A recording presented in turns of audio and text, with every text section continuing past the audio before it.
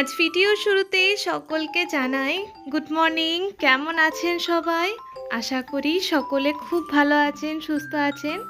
বন্ধন ব্লগসের আবারও একটি নতুন রেসিপিতে আমি বর্ষা আপনাদের সকলকে স্বাগত জানাই। আজ বেশ কিছুদিন পর আপনাদের জন্য আবারও রেসিপি নিয়ে এসেছি। আজ বানাবো রুই মাছের কালিয়া। আজ হচ্ছে রবিবার, আর সেই জন্য ভাবলাম একটা স্পেশাল রেসিপি আপনাদের সাথে শেয়ার করি যে খুব সহজে আর চটজলদি কিভাবে আপনারা এই রুই মাছের কালিয়াটা তৈরি করে নিতে পারবেন। আর আরেকটা কথা প্রথমেই বলি, মাছের যেমন আপনাদের পরিমাণ থাকবে সেরকম মশলার পরিমাণটাও আপনারা বাড়িয়ে কমিয়ে নেবেন। তো মাছটাকে প্রথমে আমি লবণ হলুদ মাখিয়ে নিয়েছি আর সর্ষের তেলে বেশ লাল লাল করে ভেজে নেব। আর এই রান্নাটা আপনারা অন্য কোনো মাছ দিয়েও করতে পারেন, তবে রুই মাছের স্বাদটা বেশি ভালো হয়, আমরা তো সকলেই জানি। তো এবারে ওই তেলের মধ্যে গোটা গরম মশলা, শুকনো লঙ্কা আর তেজপাতা ফোড়ন হিসাবে দিলাম, আর অল্প পরিমাণ চিনি দিচ্ছি স্বাদটাকে ব্যালেন্স করার জন্যে, আর রান্নার পর কালারটাও ভালো আসবে।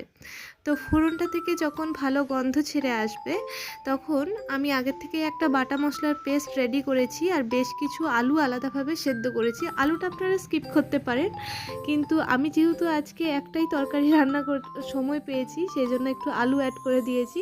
তো এখানে যে বাটা মশলার পেস্টটা আমি দিচ্ছি সেটা হচ্ছে পেঁয়াজ, আদা আর রসুন একসাথে বেটে নিয়েছি। আপনারা এটা গ্রেট করেও দিতে পারেন, তবে বেটে দিলে গ্রেভিটা কিন্তু খুব ভালো হবে।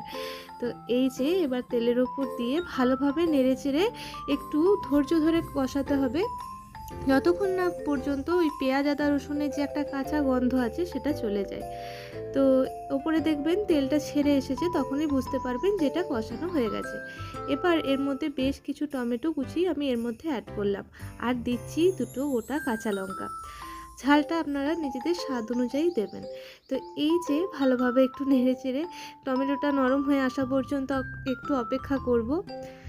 তো এবার আমি এর মধ্যে হলুদ গুঁড়ো, জিরে গুঁড়ো, ধনে গুঁড়ো আর শুকনো লঙ্কার গুঁড়ো একসাথে একটু জল দিয়ে গুলিয়ে নিয়েছি। এবার এই গোলা পেস্টটা যেটা আছে সেটা এর মধ্যে আমি অ্যাড করে দিচ্ছি। আর টমেটোটা দেওয়ার সময়ই আমি লবণটা অ্যাড করেছিলাম, কিন্তু সেই অংশটুকু মনে হয় স্কিপ হয়ে গেছে, তাই দেখাতে পারলাম না। তো এই যে দেখছেন মশলাটা ভালোভাবে নেড়ে চেড়ে নিতে নিতেই এর থেকে তেল ছেড়ে এসেছে আর মশলাটা ভালোভাবে কষানো হয়ে গেছে। তো চলুন এবার এর মধ্যে অল্প পরিমাণ জল দিই আর একটু মশলাটা ভালোভাবে কষিয়ে নেব।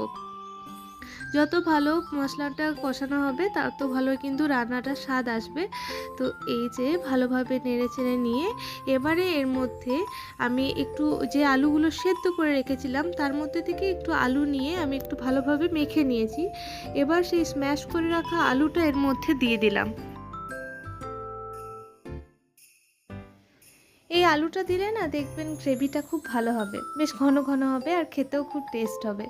এবারে যে লম্বা লম্বা করে কেটে আলুগুলো সেদ্ধ করে রেখেছিলাম সেগুলো এবারে এর মধ্যে অ্যাড করে দিচ্ছি।